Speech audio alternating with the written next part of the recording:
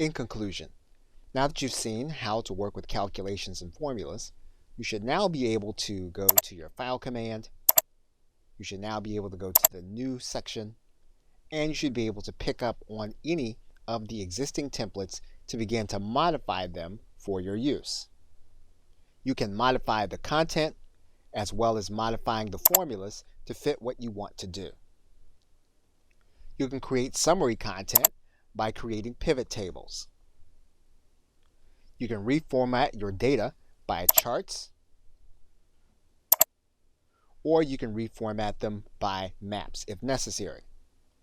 And you can now work with other individuals on your documents by protecting your worksheet and creating safe ranges for individuals to enter information. And you can export or pull your data from Excel into your Microsoft Word or Microsoft PowerPoint documents. And finally, you can also work with your documents inside of Google Sheets. So with that, thanks, and I'll see you either in another video or in another course.